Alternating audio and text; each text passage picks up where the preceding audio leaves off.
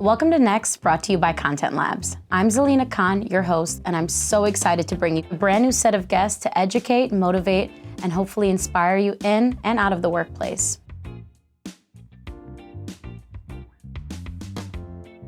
If I had a penny for every time someone said content marketing is a fun job, I probably wouldn't even be in content marketing. I probably wouldn't even need a job. Don't get me wrong. This job comes with many joys that I'm extremely passionate about, but it also comes with a lot of responsibilities. The responsibility of helping a brand tell its story, helping a company achieve its business goals. It's a job, nonetheless. On this episode of Next, we're gonna do something special. Let's call it Tales from a Content Strategist.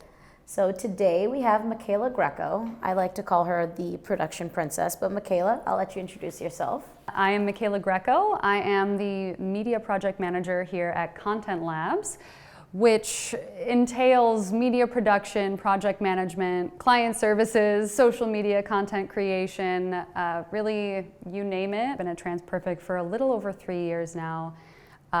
Prior to TransPerfect, my background is in film and media, public relations and communications. I hold a BFA in musical theater, which not many people know, and a minor in communications. So that's me. So Micayla, it seems like you've been a content creator before content creation was a thing. And I think it's really interesting within the last 10 years how content creation has evolved. And we've had other episodes where we've talked about AI helping with the increased demand, but I think it's important for us to talk about the value and the work that goes into content creation on the human side. Why don't we start talking about some of the actual challenges itself? Going back to what you'd been saying about like, this is kind of the fun job. People don't often associate burnout with content creation and this kind of stuff because we get to do the fun stuff. You know, we're a team of creatives and we're collaborating and really we put our heart and soul into everything that we create. And so then, you know, if it gets nixed by a company or a client or whatever that may be, I feel like we take that a lot more personally, and then it can lead to a lot of burnout, you know, if we're just churning out content and it doesn't necessarily go anywhere. And with that, it comes just having to force the creativity sometimes. And I feel like that has been a big challenge of mine for a lot of things. And also just like overwhelm from the oversaturation of content that's out there. Yeah, and I mean, I think just even the job of a social media manager, right? It's a very serious job. It's a very serious job. I find myself when I'm looking up any organization, any client that we might be working with, I'm going to look at their Instagram page before I actually go to their website, which just shows like how, you know,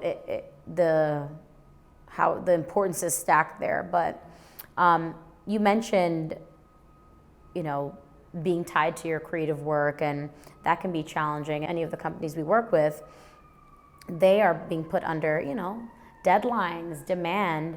What are some of the things you've done to deal with burnout? Ooh, that's a good question. Everybody talks about this. It's just like really having your own passions and your own hobbies and being able to do that in your free time. With social media, sometimes it feels like there is no free time because like if you're doing it as a job, you're looking at social media all day long, and then what you get home and you want to detox by like continuing to scroll. So like that's not what I like to do. I'm creative, so I like to find my own film scenes to record and kind of have my own little passion projects on the side, or even just, you know, scripting something fun for the team to work on. But I think it also comes down to not necessarily defining yourself by the job that you do. Personally, I love just taking a walk. Like, I mean, either like if we're under an extreme deadline, I'm gonna do a lap around the block. But other times when I do decide to scroll, I like to scroll and look at things that I probably would never have an opportunity to work on. Like, you know, watching someone create gourmet meals for their dog. You know, that's pretty damn interesting. It's very hard to create a piece of audio, video, or any writing material that is appropriate for just one audience, right? And I think a lot of our clients have noticed that too, right? And you brought up to me an interesting concept called context collapse. I'm not that well versed in it, so why don't you tell the audience a little bit about what context collapse is? You know, we're seeing a lot of this too, especially with like working with a global audience and a lot of clients in different markets, is that you can't expect to create one piece of content and have it reach everybody worldwide. You know, which is why it's great having a partner and a team like ContentLabs who can help take that content and consult on it and strategize how you're going to roll it out depending on the market that it's going to be in. But context collapse specifically talks about the coalescing of our different communication spheres. So, you know, whether it's personal, professional, it could be business related, maybe it's, you know, my improv class down the street. I'm going to be posting your Instagram page. Exactly. That you don't post on. Yeah, like Instagram versus Finsta. Like if you have a Finsta, what you're putting on that's going to be a lot different than what you're putting on your regular page. So that's kind of what this context collapse talks about, is you can't please everybody with the content, with just a piece of content that you're creating from a business perspective, because things will get taken out of context depending on the market that it's in. You know, if you post something that's specific to a US audience, it might not reach the same or resonate the same with an audience in Asia. And so how do you combat that? How do you create something where like you're not afraid of the negative judgment that it might receive? Or maybe like it's how we measure success. Like maybe it's just about we're measuring success differently than just the amount of likes and the engagement that a post gets. Yeah. So those might be questions that businesses or individuals have to ask themselves before they post a piece of content, you know, what their KPIs are.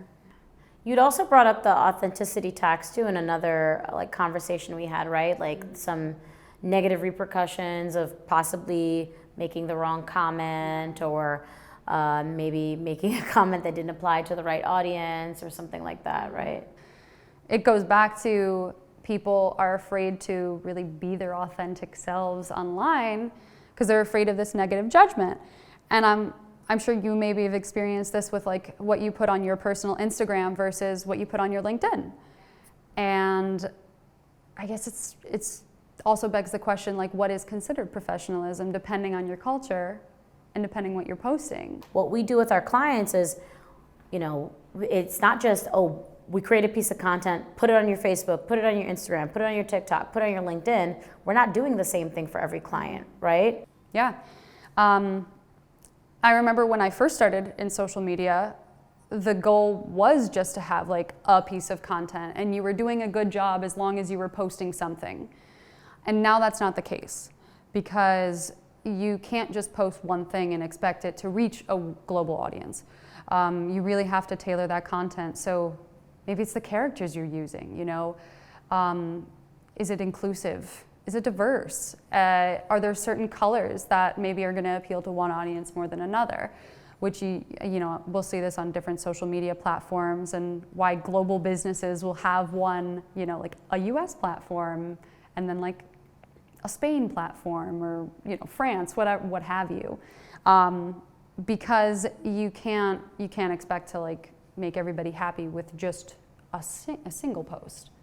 That's also part of the demand. Like, I just realized that there is, not only is there an increase to produce content in one market, but then when you have to multiply it with globalization and localization, I mean, yeah. Content creators are just tired. You brought up a lot of the perspective when it comes to a corporate brand, but I also look at it when it comes to my personal brand, my personal pages. You know, we are producing content heavily for clients in every industry in so many different markets, but sometimes I can't even get a picture up. You know, you don't look at anything the same once you get into this business. But I would love for you to talk a little bit about the the balance and the juggle between a personal page and a professional page, and maybe I can bring up some of the cultural nuances as well. With that thought, I actually have a question for you first. How often do you go to post content and then you overthink it and then you don't post it? Every time. Yeah. And I do some fun things, y'all. I do some fun things, and my just like, damn it, it didn't get there. Yeah, and that's kind of like what I've also experienced with personal stuff, is that it's just like overthinking it. I'm just overthinking the kind of stuff that I want to put on my own thing, and again, it's really important to have a life outside of just what you do at your job. And so outside of this, my personal brand is acting, and I'm in theater and film, and now casting directors are looking at the kind of content that you're creating and that you're posting on your own, and it's like, well, half the time I'm too exhausted from work to actually like make my own content, and then it just doesn't get done. And I've had conversations with different people here at TransPerfect too, where they're like, yeah, I want to do better. I want to do more with my personal content, connect with clients, use it as like an educational tool, and it's like they can't seem to like get past this wall. That probably goes back to the authenticity tax, right? Like, you're afraid of how it's going to be perceived. Maybe it's going to be negative. Making sure that you're PC on everything that you're posting, which is important, and it's kind of exhausting having to separate those pieces, and then having to, if you want to post it because it just makes you happy. Like if you want to post it just because like this is a part of me, and if you're following my channel, you're gonna see all of these parts of me. Like why do they have to be separate? You know, why can't we just be our most authentic selves on all of our platforms? I feel like people, as far as where it's going, I do enjoy the education portion, and like, you know, it creates a lot of really healthy dialogue. So while it is exhausting, I'm like, yeah, let's talk about it. Let's make it a nice conversation, because it then like, oh, hey, you know, you go to carnivals, I like to go to festivals. Wow, these things are really similar, right? Like the way the celebrations are and the outfits, and a lot of cool networking happens like that as well, right? You know, a lot of deals happen at Burning Man, a lot of deals happen at carnivals. So I think I see, while it may be exhausting, I think it's going in a really cool direction. And but I do find that, like, what do you think about what's going to happen in the next 5 years, like personal and professional accounts? I feel like there's like new platforms every day, every week. Yeah, like for clients, I think a lot of them really do care about tailoring content to their audience. And I'm so happy about that, because a single market approach is not it, like at all. People want to see things and receive messages in the language, in the tone, and in the visuals that work for them.